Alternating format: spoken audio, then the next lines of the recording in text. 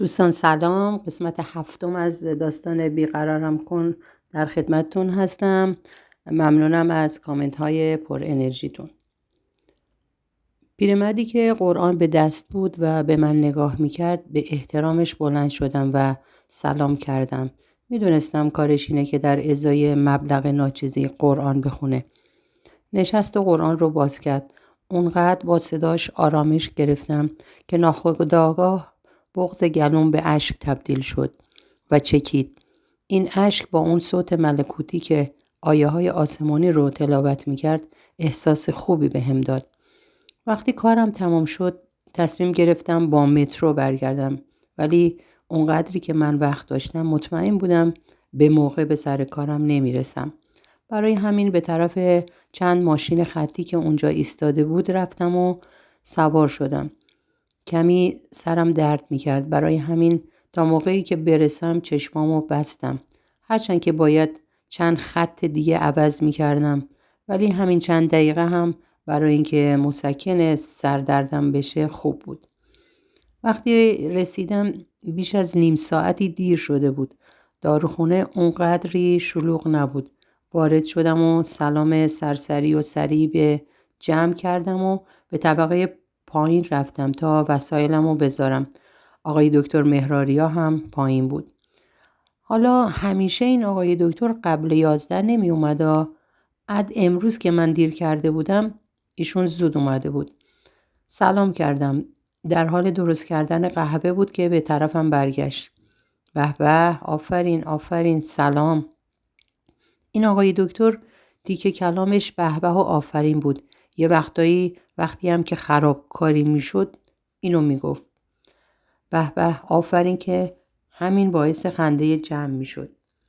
الانم که گفت به به آفرین، من مونده بودم از روی عصبانیت یا باز دیگه کلامش رو گفته. یکم خودم رو مظلوم نشون دادم و گفتم ببخشین آقای دکتر که دیر شد.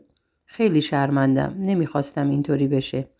فنجون قهوهش رو دستش گرفت و گفت یه بار موردی نداره، اما بهتر نبود که تماس میگرفتی که دیر میایین؟ جواب دادم راستش فکر نمی کردم از راه برگشت از بهشت زهرا این همه معطل بشم. ابروهاشو بالا گرفت و با تعجب گفت بهشت زهرا؟ آهسته سرمو تکون دادم و گفتم بله، من پدر و مادرم رو در یک تصادف حدود 4 ماه پیش از دست دادم. ناباورانه فنجان قهوهش رو روی سنگ ظرفشویی گذاشت و گفت بنده خدا، خیلی متاسفم. من هیچ از این موضوع نمیدونستم. خدا رحمتشون کنه. منم گفتم خدا رفتگان شما را هم بیامرزه. ایشون گفتن الان با کی زندگی میکنی دخترم؟ قوم و خویش نزدیکی داری؟ نفسم رو با آه دادم بیرون. سرم رو پایین انداختم و گفتم من هیچ کس جز خواهرم که چند سال از من کوچکتره و سال آخر دبیرستانه رو ندارم. الانم به لطف آقای رضایی و خانواده‌اش موقتاً منزل ایشون هستیم تا به امید خدا بتونم یه آپارتمان مناسب پیدا کنم و رفع زحمت از اونها بکنیم. با تعجب بیشتری گفت یعنی شما و خواهرتون هیچ کس رو ندارید؟ سرم رو بلند کردم و گفتم هیچ کس. قبل از اینکه پدر و مادرم رو از دست بدیم یه عمه پیر داشتیم که عمرشون رو دادم به شما. در راه برگشت از مراسم خاکسپاری ایشون بودیم که اون تصادف اتفاق افتاد. گفت خیلی متاسفم و متأثر شد. اندکی بعد هم گفت یعنی همه مسئولیت ها گردن شماست؟ لبخند زدم و با سر تایید کردم. گفتن به به به به، آفرین آفرین، باید به شما افتخار کرد. تو دختر قوی و نمونه‌ای هستی. از همون روز اول که اومدی اینجا و مشغول کار شدی فهمیدم که با دخترای دیگه فرق داری. در جوابش گفتم ممنونم آقای دکتر. ایشون گفتن درس هم میخونی؟ ای بابا، این دکترم ولکن نبود. حتما پی یه شوهر خوب داشت برا من میگشت. حالا ما شوهر نخواهیم کیو باید ببینیم؟ اگه کیمیا بود یکی میزد پس کلم و میگفت حالا نه این که ریخته، واسه اینم ناز کن. جواب دادم بنده دانشجو بودم، درست همین 4 ماه پیش. گفت خب. جواب دادم مجبور شدم دیگه ادامش ندم. گفتن چرا ادامه ندادین؟ جوابشون رو دادم خب جناب دکتر، وقتی اون وضعیت پیش اومد خود به خود از کلاس هام عقب میموندم. و ایشون گفت میتونستی برای دانشگاه همین دلیل رو بیاری، مطمئناً چشم‌پوشی میکردن از غیبت هات. و من گفتم حرف شما درست، اما بعدش من سرپرست خواهرم شدم و هیچ منبع درآمدی نداشتیم. جایی مستاجر بودیم که مجبور شدیم اونجا رو هم ترک کنیم. حالا هم که تازه به اینجا مشغول شدم و صبح تا شب حتی روزهای جمعه هم مجبورم اینجا مشغول باشم، با درآمدی هم که من دارم هنوز نتونستم آپارتمان مناسبی گیر بیارم.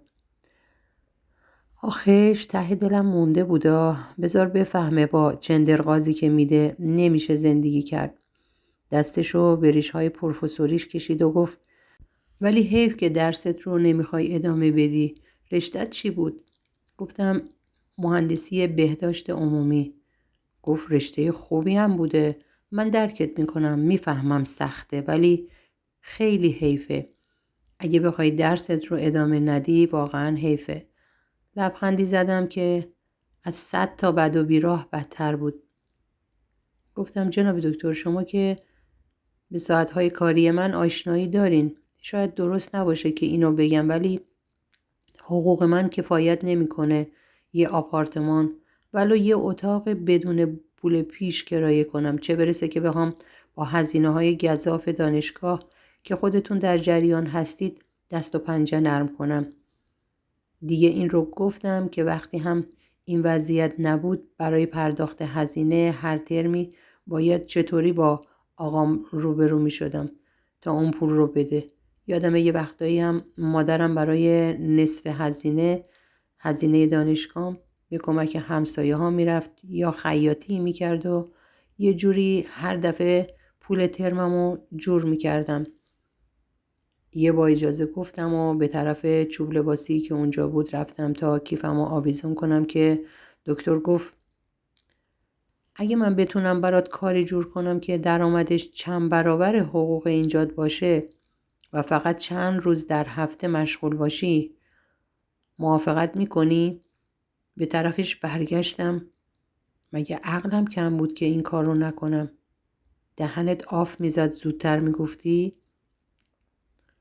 ولی تردید داشتم، برای همین با تردید پرسیدم چه کاری جناب آقای دکتر؟ گفت کارش خیلی خوبه، علاوه بر حقوق خوبی که داری پورسانت خوبی هم بهت میرسه. ای زگیل بزنه اون زبونتو دکتر، ده بگو دیگه. اما با کارهای دیگه فرق داره ها. یه لحظه مغزم هنگ کرد. نکنه این دکتر هم. پرسیدم یعنی چی جناب آقای دکتر؟ گفتن برای اینکه باید به شهرستان ها سفر کنین، میتونین؟ آه از نهادم برخاست. من که تنها نیستم آقای دکتر، خواهرم را نمیتونم با خودم ببرم یا تنها بگذارم. گفت مگه با جناب رضایی زندگی نمی کنین؟ گفتم درسته ولی این موقته.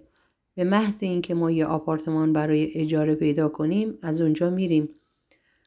گفت به هر صورت این موقعیت خیلی خوبیه دخترم، هم درآمد خیلی عالی داره، هم میتونی به درست ادامه بدی و مجبور نیستی هر 7 روز هفته رو کار کنی که آخرش باز چیزی دستتو نگیره.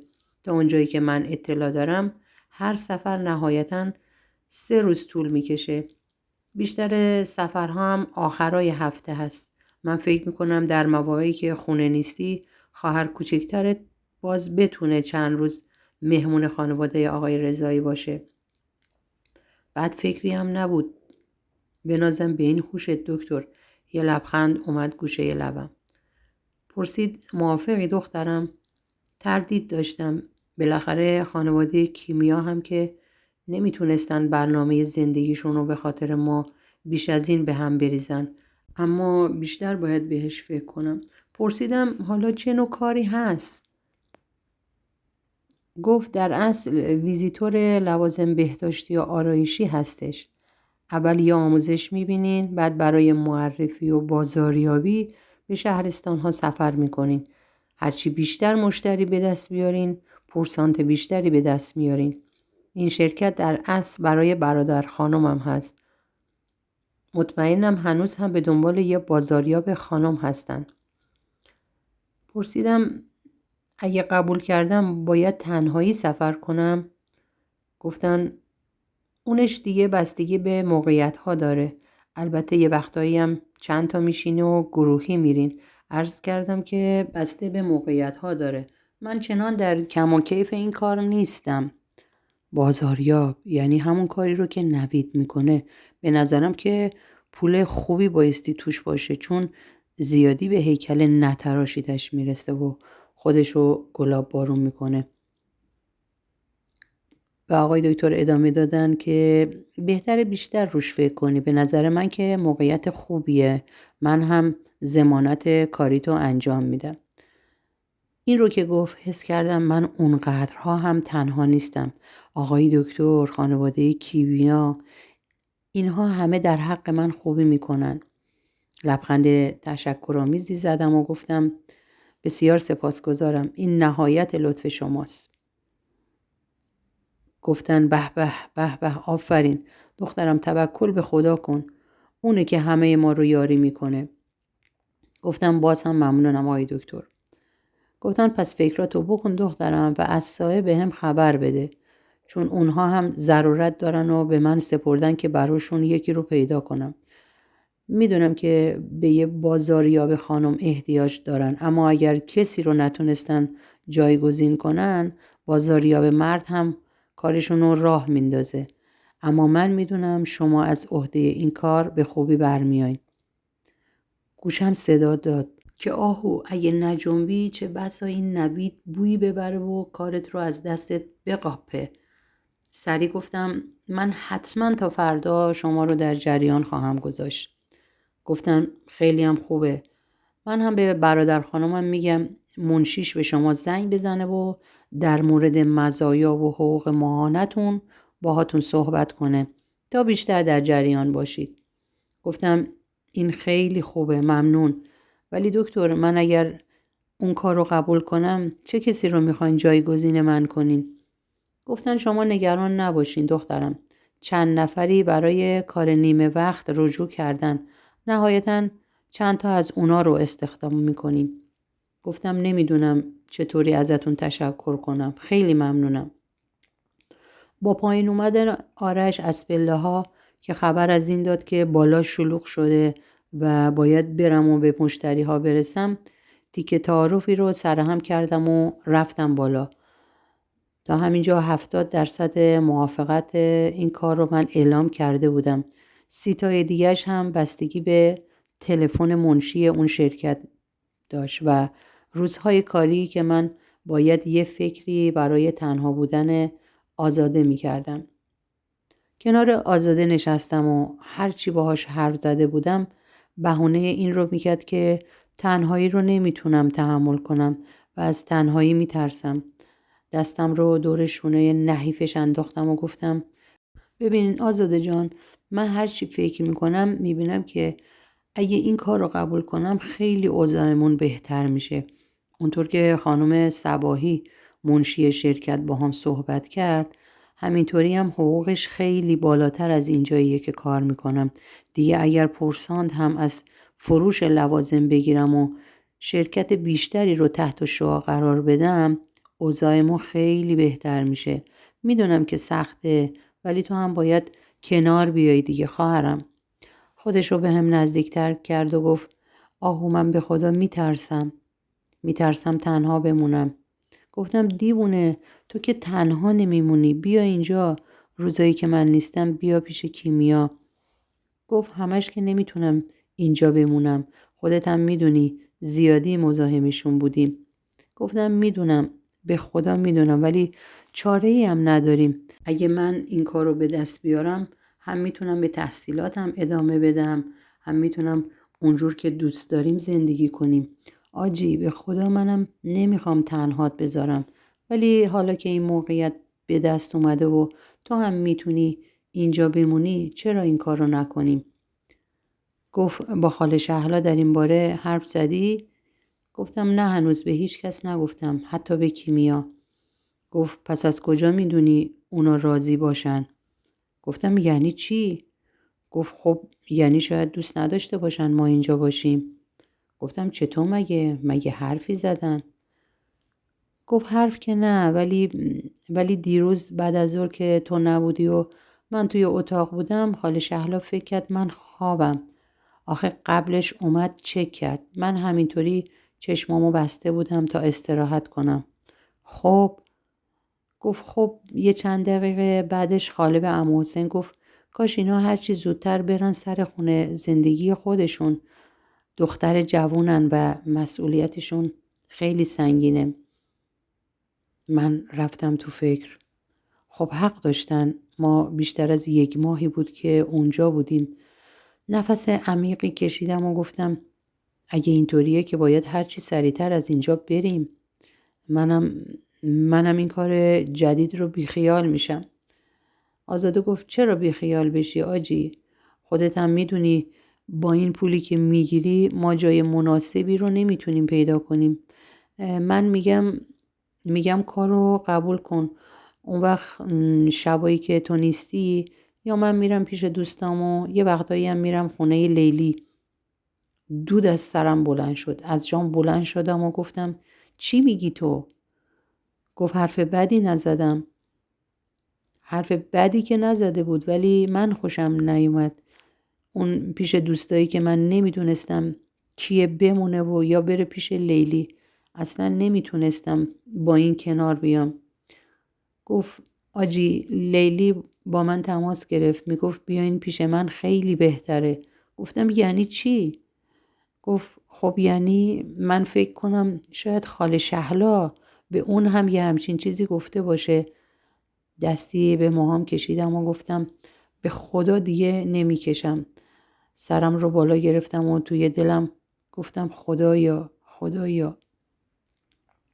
گفت آهو بیا یکم منطقی فکر کنیم. این درسته که تو نمیخوای ما یه جورایی سربار لیلی باشیم. من هم قبول دارم، ولی میتونیم که یه وقتایی ازش کمک بگیریم. اسم این لیلی میومد فشارم میرفت روی صد. حس میکردم اسم جادوگر شهر رو پیش من میارن. با حالت نچندان خوشاینده گفتم کمک؟ مثلا اون چه کمکی میتونه به ما بکنه؟ گفت خب اگه قرار نیست بریم خونش باهاش زندگی کنیم. میونه حرفش پریدم و گفتم این از محالاته. گفت بذار حرفمو بزنم. گفتم خب بگو. نفسم رو بیرون دادم و گفت این کار رو قبول کن که تو هم به دانشگاهت برسی، هم وضعیتمون از اینی که هست بهتر بشه. منم شبایی که نیستی میرم خونه دوستام یا میگم اونا بیان. یه وقتایی هم من میرم خونه لیلی. انگشت اشاره‌مو به طرفش گرفتم و گفتم ببین آزاده، از فکر این دوستات بیا بیرون. چند وقته میخوام باهات حرف بزنم ولی فرصتش نشده. من به این دوستایی که برام ناشناخته هستن احساس خوبی ندارم. پس فکر این که اگه من این کار رو قبول کنم تو میری خونه اونا یا اونا میان خونه ما رو از سرت بیار بیرون. پوفی کرد و گفت آهو تو که اونا رو ندیدی، دوستام خیلی هم خوبن. گفتم همین که گفتم آزاده، توی این مدت اخلاقت خیلی عوض شده. یه جورایی خودسر شدی. اوایل اینطوری نبودی. قطعاً به خاطر رفت آمد با دوستایی که من ندیدمشون. گفت تو اینطور فکر میکنی وگرنه من همون آزاده‌ای هستم که بودم. گفتم داری اشتباه میکنی. اون آزاده‌ای که من میشناختم اینطور نبود. به حرف خواهر بزرگترش گوش میکرد. الان هر چی بهت میگم قبول نمیکنی و حرف خودتو میزنی.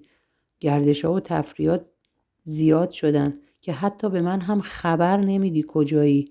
اوایل اینطوری نبودی یا همچین دوستایی نداشتی؟ گفت مسلمه که همچین دوستایی نداشتم آهو. اون دوستایی که قبلا داشتم حتی به خودشون اجازه ندادن یه سراغی از من بگیرن. حتی برای ختم مامان و بابا هم پیداشون نشد. حتی به هم زنگ نزدن یه تسلیت بگن. درسته که ما از اون محله رفته بودیم ولی چند تاشون شماره تماس جدید منو داشتن. من حتی بعد از فوت مامان و بابا باهاشون تماس گرفتم ولی طوری با هم حرف زدن که انگار یه تافته جدا بافته هستم من. روشو اونور کرد. میدونستم سعی داره تا بغضشو کنترل کنه. برعکس من سر هر چیز کوچیکی بغض میکرد و زود گریهش میگرفت. اما من این بار مهمون شدن بغض تو گلوش رو ناخونده ندونستم. میفهمیدم چی میگه چون حتی همکلاسی های من هم که توی دانشگاه باهاشون کم و بیش صمیمی بودم سراغی از من نگرفته بودن. یه وقتایی کیمیا میگفت که بچه ها سلام رسوندن ولی میدونستم حرفاش حقیقت نداره و برای دلخوشی من این حرف رو میزنه. چون قاعدتاً اگر براشون مهم بودم باید یه جلسه ختم پدر و مادرم حاضر میشدن. به طرف پنجره رفتم و پرده پنجره رو کشیدم کنار و به دور دست ها که فقط نقطه های روشنی بود نگاه کردم. توی این شهر بزرگ چند نفر میتونن مثل ما بی کس و کار و بی پناه باشن؟ ولی ما اینقدرها هم بدشانس نبودیم. تا اینجا هم خیلی شانس آورده بودیم که خانواده کیمیا همراهیمون کرده بود. حتی زبونم نمیچرخید حتی توی ذهنم اسم لیلی رو بیارم. ولی خب باید یکم منطقی رفتار میکردم. شاید اگر آزاده پیش لیلی میمون خیلی بهتر از این بود که پیش دوستاش که من حس خوبی بهشون نداشتم بمونه. قاعدتاً لیلی رو به اون دوستا ترجیح میدادم. چقدر از این اعتراف هایی که پیش خودم میکردم متنفر بودم. ولی خب با خودم که غریبه نبودم. برگشتم به طرف آزاده و گفتم من این کار رو قبول میکنم. تو هم میتونی روزا و شبایی که من نیستم پیش لیلی بمونی. فقط لیلی، نه دوستات. به طرفم برگشت. چشاش از تعجب درشت شده بود و ناباورانه گفت چی؟ پرده رو انداختم و گفتم شنیدی که. بعد هم از اتاق بیرون رفتم تا بقیه رو از تصمیمم مطلع کنم. به ساختمان بزرگی که روبروم بود نگاه کردم. از قیافش معلوم بود که جای آدم حسابیاست. البته اگه جای آدم حسابیا نبود که دکتر منو اونجا معرفی نمی‌کرد. یه نفس بلند کشیدم. آخه اعتماد به نفسم یکم تحلیل رفته بود. امروز کلی تیپ زده بودم. دلم میخواست تو اولین برخورد خوب جلوه کنم. یه مانتو سبز یشمی پوشیده بودم با روسری مشکی و شلوار جین مشکی. رنگ مشکی رو بیشتر ترجیح میدادم چون به رنگ پوست سفیدم خیلی میومد و تضاد خوبی داشت و سیاهی چشمای کشیدم رو بیشتر میتونستم به رخ بکشم.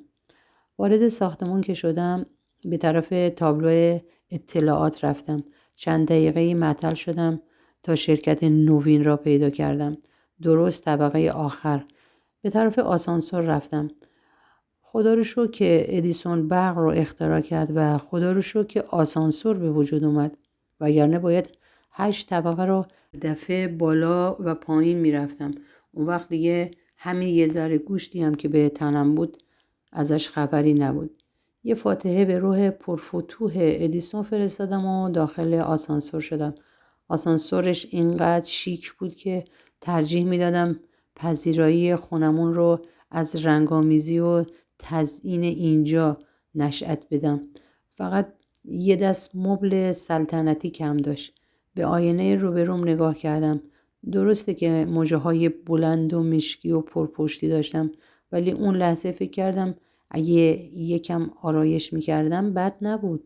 ناسلامتی قرار بود بازاریاب لوازم آرایشی بشم. اون وقت خودم همچین با روح سرگردان بی‌شباهت ندارم. از وقتی که اون اتفاق افتاده بود دل و دماغ هیچ کاری رو نداشتم. قبلا یه آرایش ملایم و دخترونه میکردم، ولی حالا خیلی وقت بود حتی به وسایل آرایشم دست هم نزده بودم. یه پماد ویتامین آ رو که بعضی وقتا برای چربی دل لبم استفاده میکردم از توی کیفم در آوردم و پشت چشمام مالیدم.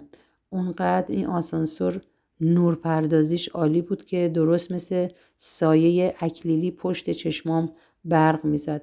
لبم هم چندین بار محکم گاز گرفتم و بعد هم از همون پماد روی زدم.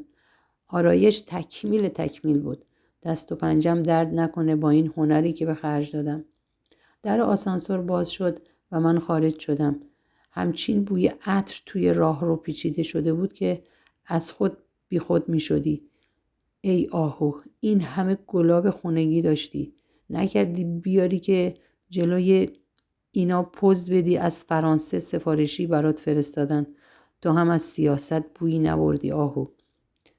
دنبال شماره شرکت میگشتم که یه خانم قد بلند که مانتوی تنگ و کوتاه نارنجی جیغی پوشیده بود با موهای بلند که بعد جور پف داده بود که قدش رو بلندتر نشون بده، با یه روسری نازک و کوتاه سفید که اگر سر نمیکرد سنگین تر بود توی راهرو نمایان شد. صورتش به قدری آرایش تند و صورتی رنگی داشت که حس کردم برم با یکی از دستمال‌هایی که توی جیبم یدک داشتم صورتش رو پاک کنم، بلکه ببینم چه قیافه‌ای زیر این رنگ و لعابش هست.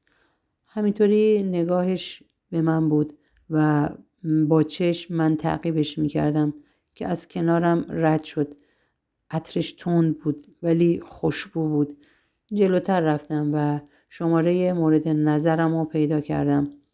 با یه تابلوی طلایی که اسم شرکت روش حک شده بود روبرو شدم. یه نگاه به عقب کردم. این زن با این دک و پوز از این شرکت اومد بیرون. یه نگاه به خودم کردم. یه چوب دستی میگرفتم دستم تیپم کامل میشد. در برابر اون زن درست مثل چوبونا بودم. باز یه نفس بلند کشیدم و سعی کردم به خودم اعتماد به نفس بدم. گفتم آهو برو، من پشتتم. این همه با لوازم درجه 1 فرانسوی که به خودت رسیدی الان شدی تیکه ما. برو که بی برو برگرد تو رو برای این کار آرایشی قبول میکنن. چشمامو بستم تا 10 شمردم و در رو باز کردم. وارد شدم. اولین چیزی که توجه آدم رو جلب میکرد رنگامیزی خوش رنگ و روشنی بود که برای دکور اونجا به کار برده بودن، با مبلمان فانتزی که منحصر به فرد بود. در رو پشت سرم بستم. نمیدونم چرا اون لحظه یاد این رمان ها افتادم.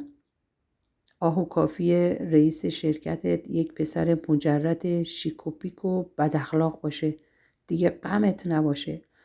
یه پوزخند به فکر خودم زدم و 2 قدم جلوتر رفتم. توی سالن کسی نبود، ولی از سر و صدایی که از توی اتاقها می اومد معلوم بود باید شرکت پرکار و شلوغی باشه. چشممو چرخوندم و به میز منشی که درست روبروم بود نگاه کردم. کمی جلوتر رفتم و درست روبروی میز قرار گرفتم. نه، معلومه شرکت بیدر و پیکریه. کلی اینجا وایستادم کسی نیست بگه خرت به چنده. یه دفعه یک صدای اومد. بفرمایید خانم، با کی کار دارین؟ از صدای اون شخص برگشتم. یه خانم در حدود 30 ساله که به حدی آرایش غلیظ کرده بود، زیر روسریش که انگار مرغ تخم کرده بود، به حد وافری پوف به موهاش داده بود. مانتوشم که در اصل یه تیشرت آستین کوتاه بود. البته آستیناش رو داده بود بالا تا حدود آرنجش، ولی کوتاهی مانتوش اونقدری بود که تاقچه بودنش رو اصلا نپوشیده بود. شلوارش را که خدا بده برکت، فکر کنم همون دفعه اولی که شسته بود آب رفته بود و تنگ شده بود. با صداش که دوباره سوالش رو تکرار کرد سر بلند کردم و به چشمای گردش که با سایه دودی سعی کرده بود نشون بده که بادومیه، که البته بادومش دم نداشت، نگاه کردم. گفتم بنده سعادت هستم، آهوی سعادت. ابروش رو که اگر 2 روز بر نمی داشت پاچه بازی می شد بالا انداخت و گفت ها خانم سعادت، من روزبه هستم، منشی شرکت که دیروز با شما صحبت کردم.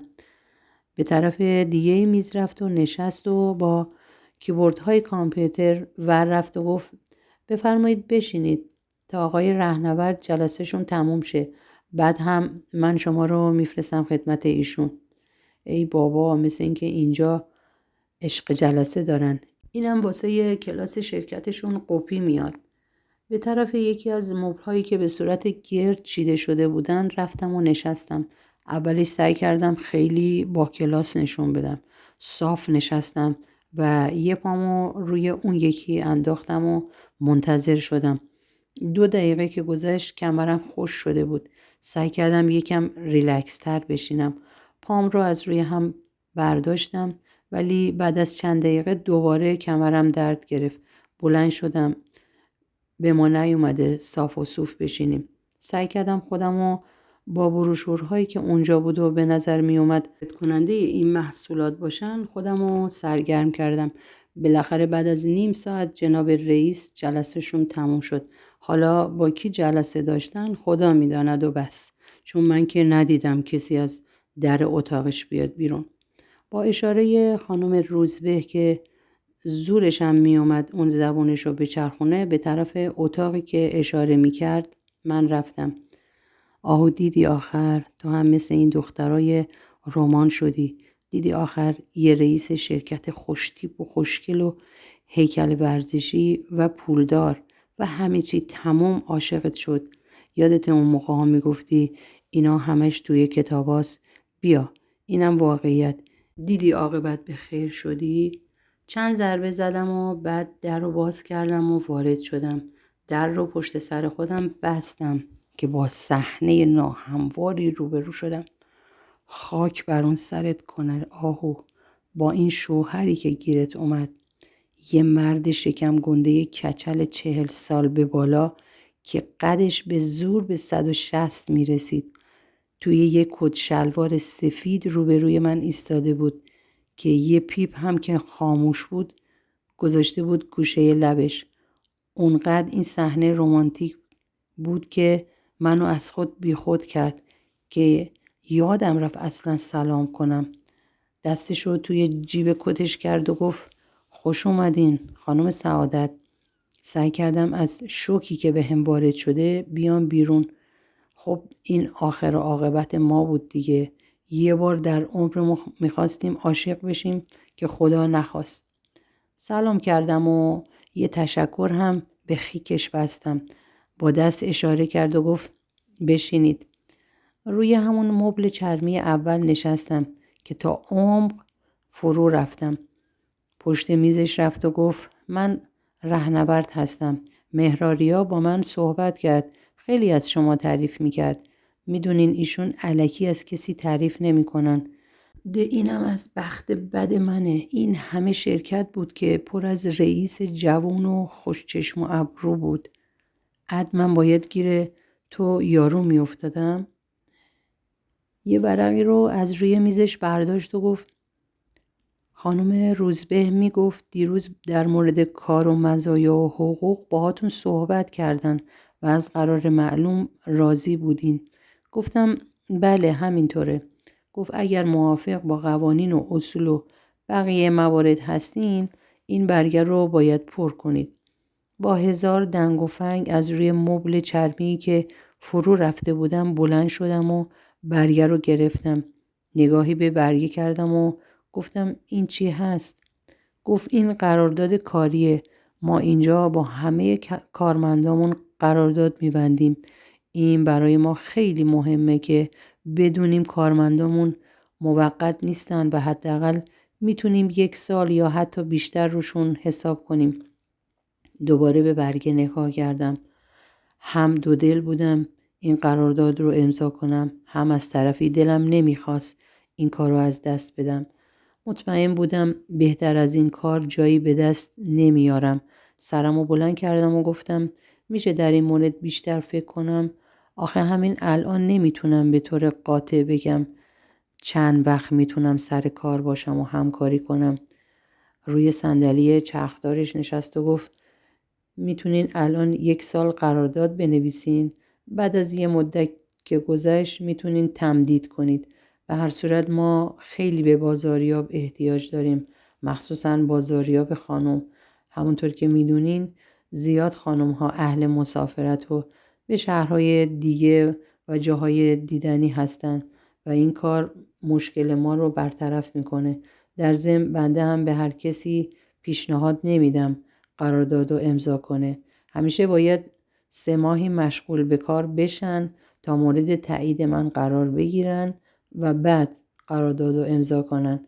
ولی از اونجا که مهراریا از شما خیلی تمجید کردن و من رو قانع کردن که شما از پس این کار برمیایین، برای قرارداد رو بدون اینکه ازتون سابقه بخوام جلوتون گذاشتم.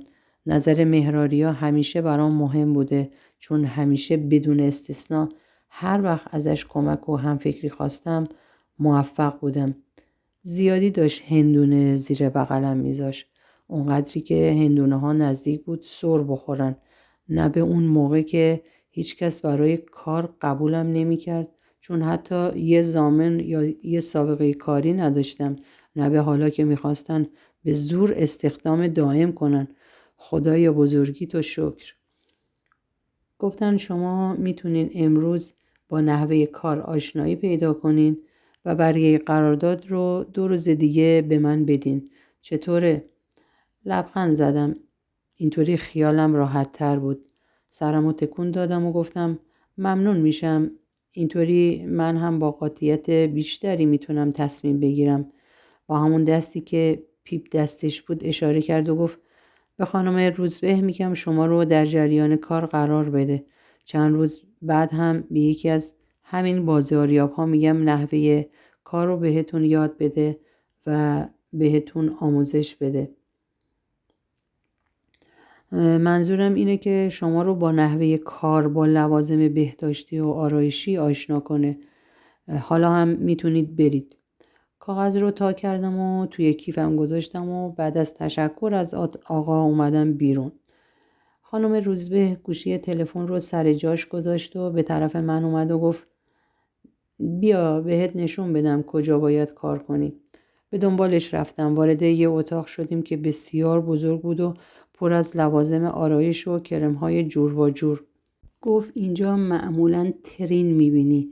بیشتر که اینجایی سعی کن توی این اتاق باشی، چون یه مدتی طول میکشه با کارکرد همه این کرم‌ها آشنا بشی. ولی خب یکی از بازاریاب‌ها حتما نحوه کار رو بهت نشون میده. گفتم بازاریاب‌ها همه خانم هستن؟ بدون اینکه به سمت من نگاه کنه، همینطوری که دستاشو با یکی از کرم‌ها چرب میکرد گفت نه، ما بازاریاب خانم کم داریم، به خاطر اینکه باید همش توی سفر باشن و این برای خیلی از خانم‌ها مقدور نیست. در ضمن شما خیلی وقتا هم باید به صورت گروهی به این سفرها برین. گفتم گروهی؟ جواب داد گروهی که میگم منظورم یه گله نیست. شاید 1 نفر همراهتون باشه، شاید 2 نفر. پرسیدم خانومن دیگه؟ این بار از زیر چشم به هم نگاهی کرد و گفت مثل این که شما متوجه عرایض بنده نشدین. ما بازاریاب خانم زیاد نداریم. گفتم یعنی من باید با که ایشون جواب داد بنده عرض کردم شاید گروهی باشه. در ضمن قرار نیست که با این گروه هم اتاق بشین که اینقدر روش حساسین. ابروامو گره انداختم و گفتم مسلماً که اینطور نخواهد بود، چون اگه اینطور بود که الان باید در این شرکت رو تخته می‌کردن. این بار کامل به طرفم برگشت. از چشمای گردش که ریزش کرده بود کاملاً میشد حد زد نمیخواد سر به تنم باشه. ای آهو بخوش که این شانست. ببین حتی منشی شرکت هم باهات بد شد. حیف که رئیس شرکتش در شرایط استثناء موجود نمی باشد که سرنوشتت مثل رمان ها باشه. حیف توف به رود بیاد. کرمی رو که دستش بود سر جاش گذاشت و گفت در ضمن چون شما با لوازم آرایشی سرکار دارین بهتره یه دستی به صورتتون هم بکشید، اینطوری بیشتر شبیه بچه مدرسه‌ای ها هستین. به نظرم اینطوری بهتره و بهشون گفتم چون هر کس صورت صاف و بدون لک منو ببینه بدون استثنا فکر میکنه از همین لوازم آرایشی ها استفاده کردم که اینطوری خیلی میتونم مشتری برای لوازم بهداشتی و آرایشی پیدا کنم. هدفم دقیق صورت پر از لکش بود که سعی داشت زیر پودر و کرم مخفی کنه، ولی همچنان ناموفق بودم. حس کردم یه پوزخند زد و جوابمو نداد. میدونستم حسابی از دستم شکاره و بعید نبود زیرابم رو هم بزنه. با دست اشاره به کرم ها کرد و گفت تمام دستور عملشونو روش نوشتن، بخون تا دستت بیاد، به مشتری ها چی بگی چی نگی. بعد هم به طرف در رفت ولی نیمه راه ایستاد و گفت ببینم انگلیسی که بلدی بخونی؟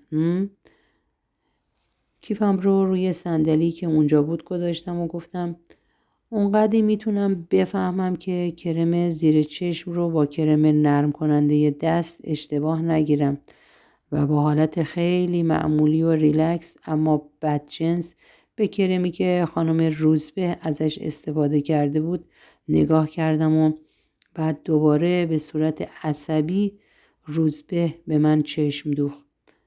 کم مونده بود از گوشاش دود بلند بشه ولی اتاق رو ترک کرد و در رو محکم بست. فهمیدم که باید خودم رو برای مبارزه تن به تن آماده کنم. به طرف همون کرمی که خانم روزبه رفته بود رفتم. درش رو باز کردم و کمی از اون رو به دستام زدم. اونقدر عصبی شد که حتی سعی نکرد برگرده و روی کرم رو بخونه تا ببینه من درست گفتم یا نه. خب این هم یک پوان مثبت بود. بازاریا باید حس تلقین به مشتریاشو به یقین برسونه. این 2 روزه حسابی فکرامو کرده بودم و بالاخره به این نتیجه رسیدم که باید این قرارداد رو حداقل برای 1 سال هم که شده قبول کنم. مخصوصا وقتی که آزاده بهم گفت لیلی بهش زنگ زده و خبر داده که یه آپارتمان نقلی مناسب نزدیک خونش برامون پیدا کرده. هرچند که اصلا دوست نداشتم ریخت و قیافش رو ببینم ولی از شانس نداشته ما این آپارتمانی که پیدا کرده بود خیلی قیمت مناسب بود. از قرار معلوم صاحبخونه یه پیرزنی بود که قرار بود چند سالی رو بره پیش بچه‌هاش که خارج زندگی می‌کردن. قیمت اجاره‌ای که لیلی به آزاده گفته بود خیلی مناسب بود، به ازای اینکه پول پیش خیلی کمی هم می‌خواست.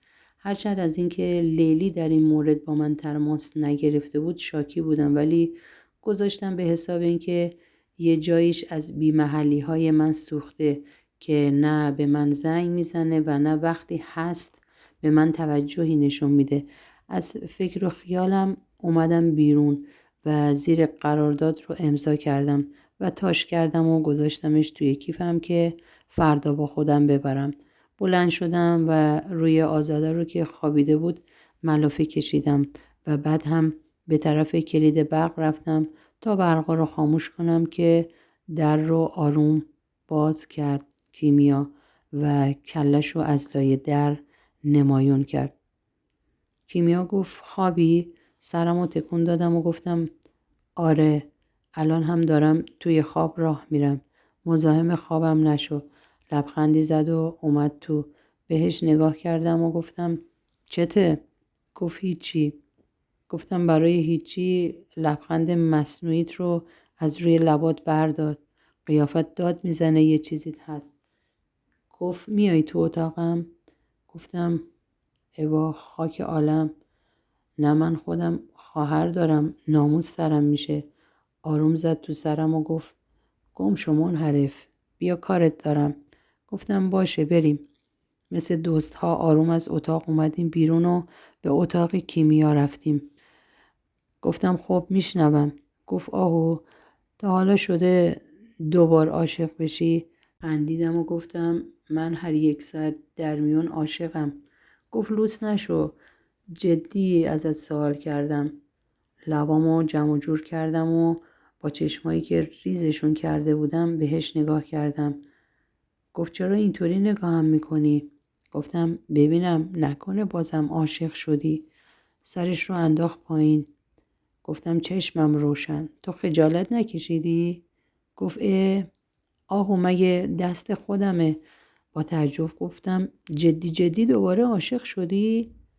گفت عاشق که نه، ولی فکر میکنم از یکی دیگه بیشتر از نوید خوشم میاد. یهو نتونستم خودم رو کنترل کنم و بدون اینکه بخوام بلند زدم زیر خنده که کیمیا سریع دستش رو جلوی دهنم گذاشت و گفت زهر مار، الان همه از خواب بیدار میشن. هم از خنده و هم از بی‌هوایی داشتم خفه میشدم که دستش رو از جلوی دهانم برداشت و دوباره تایید کرد که آروم باشم.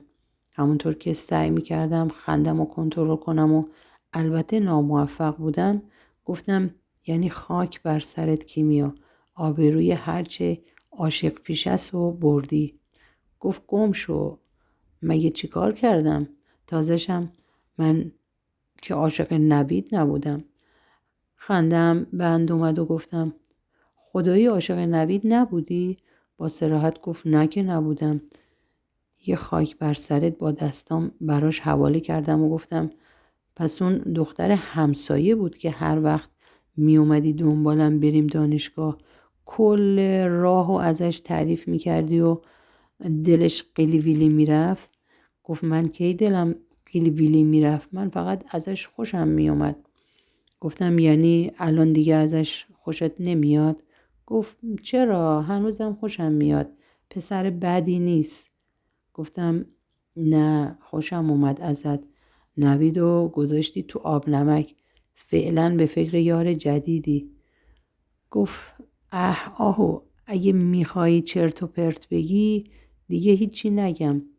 کمی جدی‌تر شدم و گفتم خیلی خوب بابا، بنال ببینم موضوع از چه قراره. گفت این حرف زدنت که این همه ادب رو مراعات میکنی منو کشته آهو.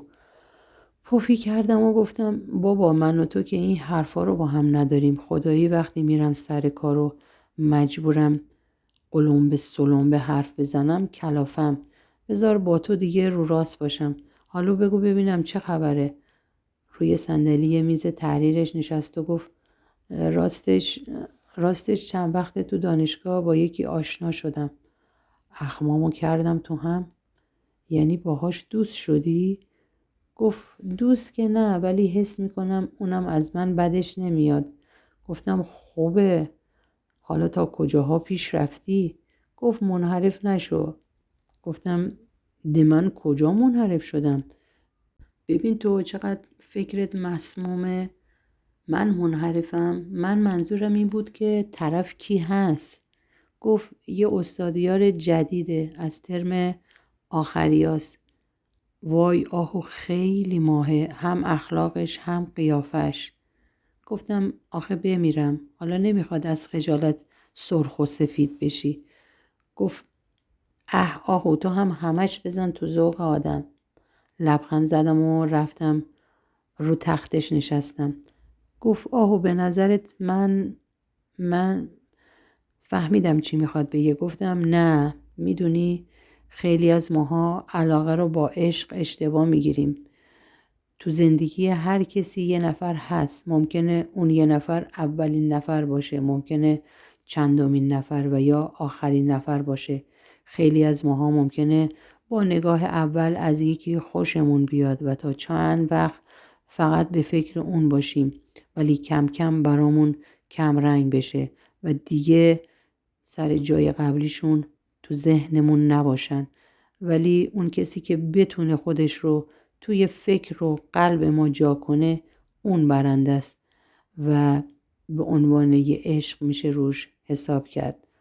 یه نفس بلندی کشید و گفت وای آهو چقدر حرفای تو به دل آدم میشینه. خدایی تا همین 1 دقیقه پیش فکر میکردم من یه آدم خائنی هستم که به عشقم خیانت کردم. از روی تختش بلند شدم و همونطور که به طرف در میرفتم گفتم خوشحالم که نوید عشقت نبوده و دیگه تو فکر و خیالت نیست. با تعجب پرسید چرا؟ یه لحظه خودم تعجب کردم که چرا این حرف رو بهش زدم. کمی من کردم و گفتم نمیدونم. خب میدونی من اصلا از این نوید خوشم نمیاد، برا همین. سرش رو تکون داد و گفت من نمیدونم این نوید چه هیزم تری به تو فروخته. خدایی من اگه این پانیز زنگولش نبود شاید از فکرش نمی اومدم بیرون. نمیدونی تو تولدش چقدر جلف بازی در آورد. اه. به طرفش برگشتم و گفتم مگه چی کار میکرد؟ گفت هیچی بابا، اینقدر لوس بازی در می آورد که حال همه داشت به هم میخورد. میخواست برقصه، میگفت من فقط با نوید میرقصم. میخواست کیک ببره، میگفت نوید هم باید کنار من وایسه. میخواست کادوها رو باز کنه، اول از همه کادوی نوید رو باز کرد. من موندم این زن گنده که یه بارم شوهر کرده خجالت نمیکشه ادای جوجه ها رو از خودش در میاره. گفتم خب حتما نوید هم بهش رو میده. گفت نمیدونم، نوید کلن کسی نیست که به دخترها رو نشون بده، خیلی خوددار و مغروره. آره فکر میکنه پخیه. گفتم پخ یعنی چی؟ گفت هیچی، بگیر بخواب، منم خوابم میاد. من به طرف در رفتم ولی یهو به طرفش برگشتم و گفتم این یارو حالا اسمش چیه؟ همون استادیار جدید رو میگم. گفت انقدر هرسم میگیره میگی یارو؟ اسمش احسانه، احسان تاجیک. گفتم خب به سلامتی. فقط یه چیزی، اگه میبینی یا حس میکنی طرف احساسش جدی نیست خودت رو درگیر احساسات نکن. سرش رو کج کرد ولی چیزی نگفت. گفتم شب بخیر و اون جواب داد شب بخیر.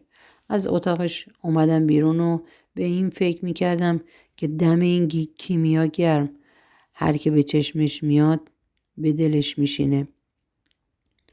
برگه قرارداد رو گذاشتم روی میز آقای رهنورد و گفتم بنده این قرارداد رو امضا کردم، امیدوارم بتونم از عهده کار بر بیام. بدون اینکه برگه رو برداره و نگاهی بهش بکنه گفت من هم همینطور. البته این کار بسیار سختی نیست، یکم اعتماد به نفس میخواد و زبون چرم. خب از اونجایی که شما هرچه سریعتر باید کار اصلیتون رو شروع کنین، بهتر میبینم کلاس های آموزشیتون رو شروع کنین. بنده یه نگاهی به لیست بکنم ببینم قراره کی با شما همکار و همسفر کاری بشه. به همون اطلاع میدم که شما رو به کارتون آشنا کنه و راهنمایی کنه. توی کارتون باید به همه لوازم آشنایی کامل داشته باشین که با تسلط کامل بتونین جنس ها رو به مشتری ها ارزیابی کنین. گفتم بله کاملا متوجه هستم. با دست اشاره کرد و گفت میتونین تشریف ببرین. منم تا یه رو به دیگه همکار جدیدتون رو بهتون معرفی میکنم. گفتم ببخشید میتونم یه درخواستی بکنم؟ گفتن بفرمایین. گفتم اگر امکان داره من میخوام همکارایی که با هم سفر میشن فعلا یه خانم باشه. به طرف میزش رفت و گفت بنده نمیتونم هیچ تضمینی برای این کار بکنم. بازاریاب هایی که قبول کردن به شهرستان ها سفر کنن جهت کار انگشت شمارن. بعضی ها قدیمی تر هستن و آشنایی کامل با کار رو دارن. من مجبورم برای شما یه همکار قدیمی پیدا کنم که به کار تسلط کامل داشته باشه و فوت و فن کار رو هم بهتون نشون بده.